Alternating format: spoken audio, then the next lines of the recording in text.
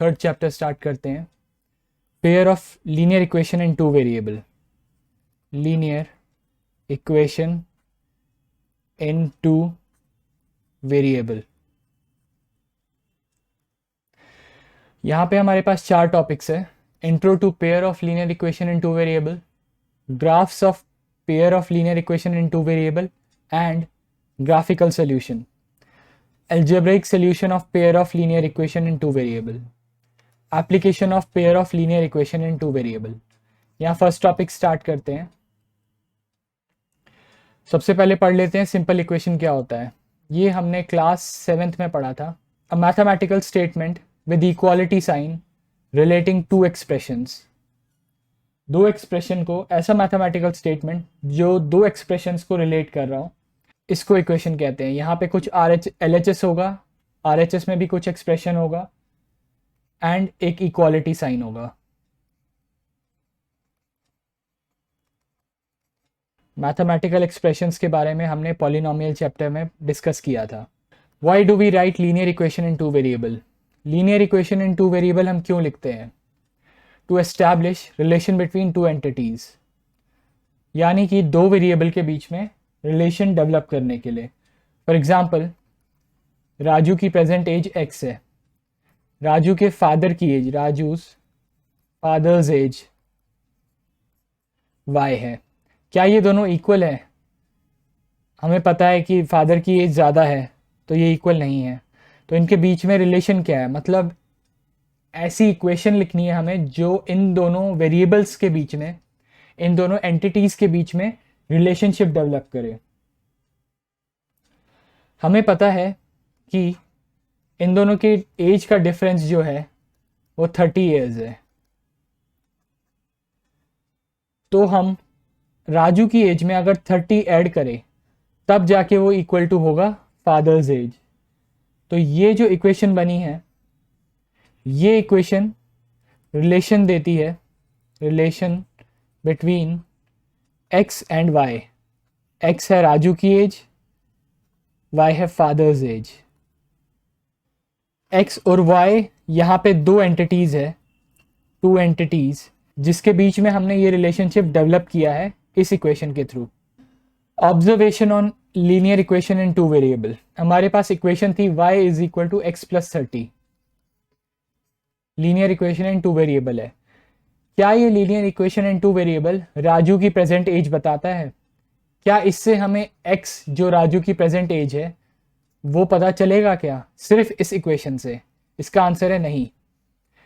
क्या हमें फादर की प्रेजेंट एज पता चलेगी? यानी कि क्या ये linear equation in two variable से हमें y पता चलेगा क्या है? इसका भी आंसर नो है। मतलब linear equation in two variable does not give definite answer या value of variables but gives possibilities of answers.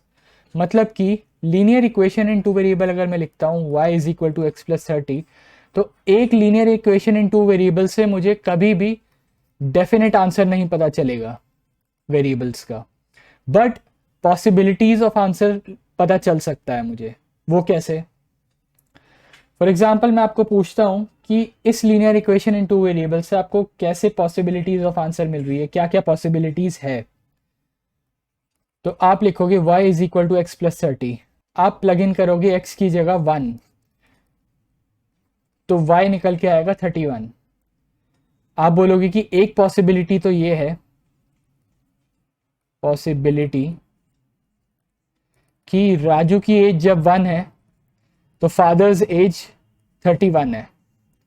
Second possibility आप बोलोगे कि राजू की एज अगर 2 है तो फादर की एज, सेकेंड पॉसिबिलिटी, राजू की एज अगर 2 है तो फादर की एज है 32। अगर राजू की एज 5 है, थर्ड पॉसिबिलिटी, राजू की एज अगर 5 है तो फादर्स एज होगी 35। सपोज हमें और पॉसिबिलिटीज़ निकालनी है तो इसी फैशन में हम लिस्ट करते जाएंगे, x की जगह वैल्यू प्लग इन करते जाएंगे और y की जगह हमें वैल्यू मिलती जाएगी।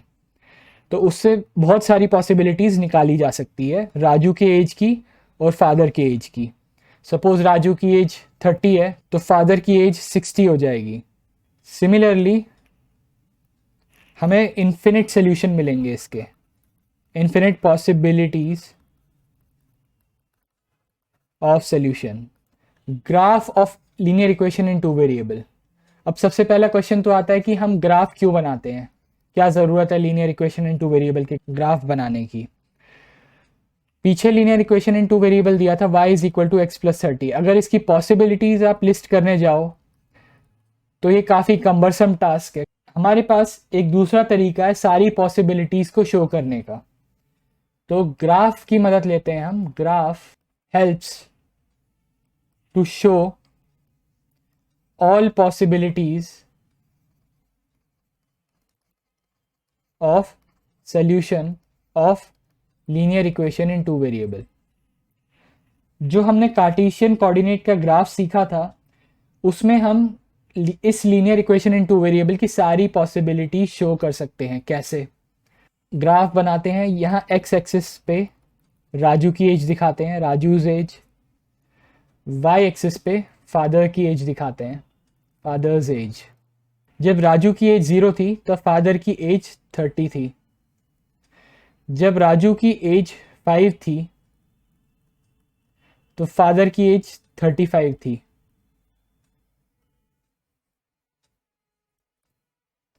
तो ये दो पॉइंट्स मिल गए जो इस लीनियर इक्वेशन के ऊपर लाई करेंगे। तो इन दो पॉइंट्स के थ्रू जो लाइन बनेगा,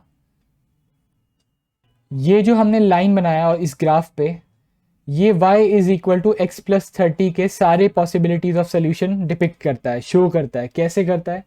इस लाइन पे जो भी पॉइंट है उससे अगर आप x एक्सिस पे लाइन गिराएंगे और y एक्सिस पे लाइन गिराएंगे परपेंडिकुलर, तो आपको सारी पॉसिबिलिटीज ऑफ सोल्यूशन मिलेगी। जैसे यहाँ पे x एक्सिस पे 7 है तो y एक्सिस पे 37 है। मतलब यहाँ पे एक्स एक्सिस पे हमें पता है कि राजू की एज है, तो ये 7 अगर राजू की एज होगी तो 37 फादर की एज होगी। सिमिलरली यहाँ पे अगर आप 3 पे गिराएंगे तो यहाँ ये 33 पे आएगा, 33। अगर इसे प्रॉपरली अगर ग्राफ पे शो करोगे तो उस पर सारे पॉइंट, जितने भी पॉइंट इस लाइन पे लाई करते हैं, वो सभी पॉसिबिलिटीज ऑफ सोल्यूशन है। वो सभी राजू और उसके फादर की एज की पॉसिबिलिटी बताएंगे जो इस इक्वेशन को सेटिस्फाई करती हो। Observation about graph of linear equation in two variable. Again y is equal to x plus 30 का ग्राफ बनाते हैं, x axis. All points on this line are possibilities of solution. जितने भी पॉइंट इस line पे लाई करते हैं सारे पॉसिबिलिटीज ऑफ सोल्यूशन बताते हैं। एक्स एक्सिस राजू की एज देगा, वाई एक्सिस फादर की एज देंगे। इस पॉइंट के करस्पॉन्डिंग एक्स एक्सिस पे जो पॉइंट होगा वो राजू की एज देगा, एंड इस पॉइंट के करस्पॉन्डिंग जो वाई एक्सिस पे पॉइंट होगा वो फादर की एज देगा। सिमिलरली सेकेंड पॉइंट देखते हैं। All points on this line will satisfy given equation. जितने भी पॉइंट्स इस लाइन पे लाई करते हैं वो सेटिस्फाई करेंगे इस इक्वेशन को। मतलब कि सपोज ये पॉइंट ले लेते हैं, इस पॉइंट से एक्स एक्सिस पे परपेंडिकुलर गिराते हैं। यहाँ पे जो एक्स एक्सिस की वैल्यू होगी लेट से 10 है, और यहाँ पे वाई एक्सिस पे भी परपेंडिकुलर गिराते हैं। लेट से यहाँ पे वैल्यू 40 है वाई एक्सिस पे। तो जो ये 10 है एक्स की वैल्यू एंड 40 वाई की वैल्यू इस इक्वेशन को सेटिस्फाई करेंगे। मतलब कि अगर मैं यहाँ प्लग इन करूँ वाई की जगह 40 और एक्स की जगह 10, तो LHS इक्वल टू RHS आएगा। मतलब ऐसा कभी नहीं होगा कि LHS और RHS अनइक्वल हो, ऐसा नहीं होगा। जो पॉइंट आपने चूज किया है वो इस लाइन पे लाई करता है, उसके कोऑर्डिनेट्स हमेशा इस इक्वेशन को सेटिस्फाई करेंगे। All points not on this line will not satisfy the given equation. अगर आप सपोज इस लाइन से हटके कोई पॉइंट लेते हैं लेट्स से यहाँ पे, और इसके कोऑर्डिनेट्स निकालते हैं वाई एक्सिस और एक्स एक्सिस पे, तो वो जो कोऑर्डिनेट्स होंगे एक्स एक्सिस और वाई एक्सिस के, वो इस इक्वेशन को सेटिस्फाई नहीं करेंगे, क्योंकि ये पॉइंट इस लाइन पे लाई नहीं करता।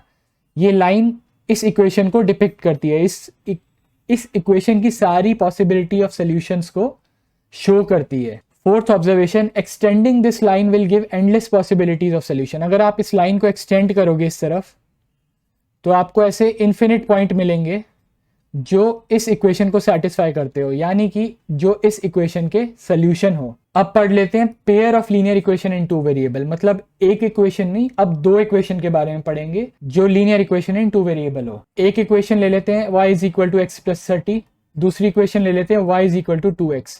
यहाँ पे x की पावर भी 1 है, y की पावर भी 1 है, इसीलिए इसको बोलते हैं linear equation in two variable. यहाँ पे भी x की पावर 1 है, y की पावर 1 है, इसको भी बोलेंगे linear equation in two variable. अगर ऐसी दो इक्वेशन हो जाए तो उसको बोलेंगे pair of linear equation in two variable, pair of linear equation in two variable. तो यहाँ पे अगर हमारे पास दो ऐसी इक्वेशंस है, if we have two linear equation in two variable that intersect on a graph, then we get a definite solution.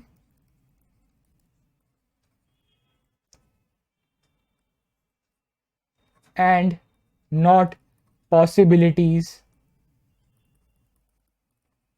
of solution. मतलब अगर हमारे पास pair of linear equation in two variables हो जो आपस में इंटरसेक्ट करती हो तो हमें डेफिनेट सोल्यूशन मिलेगा, मतलब कि एक आंसर मिलेगा हमें, एंड पॉसिबिलिटीज नहीं मिलेगी। इन दोनों को ग्राफ पे बना के देखते हैं। ये दोनों इक्वेशंस ग्राफ पे ऐसी कुछ दिखेंगी।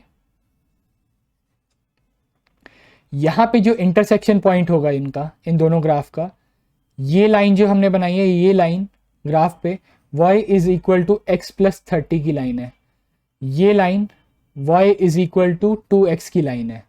तो यहाँ पे जो ये पॉइंट है, पॉइंट ऑफ इंटरसेक्शन, ये पॉइंट ऐसा पॉइंट है जो इस लाइन पे भी लाई करता है, लाइन 1 पे, और लाइन 2 पे भी लाई करता है ये पॉइंट। इसका मतलब ये पॉइंट जो है ये इस इक्वेशन को भी सेटिस्फाई करेगा, इस इक्वेशन को भी सेटिस्फाई करेगा। यहाँ पे मल्टीपल पॉइंट्स बना लेते हैं, इसको A मान लेते हैं, इसको B मान लेते हैं, इसको C, इसको D एंड इसको E, इस पॉइंट को। तो यहाँ पे only E point will lie on both lines. सिर्फ E पॉइंट ही है जो दोनों लाइन पे लाई करता है। E point is also point of intersection. जो E पॉइंट है वो दोनों लाइन का इंटरसेक्शन पॉइंट है, और E पॉइंट जो है will satisfy both pair of linear equation in two variable. मतलब E ही सिर्फ ऐसा पॉइंट है, E ही एक इकलौता पॉइंट है जो इन दोनों linear pair of linear equation in two variable को सेटिस्फाई करेगा। मतलब कि अगर E के कोऑर्डिनेट्स, अगर आप x में डाले x के कोऑर्डिनेट्स E और y में डाले y E के कोऑर्डिनेट्स, तो ये इक्वेशन भी सेटिस्फाई करेगा, वो ये वाली इक्वेशन भी सेटिस्फाई करेगा। इसका मतलब E पॉइंट जो है is solution of pair of linear equation in two variable. E point जो है वो सॉल्यूशन होगा इन दोनों pair of linear equation in two variable का।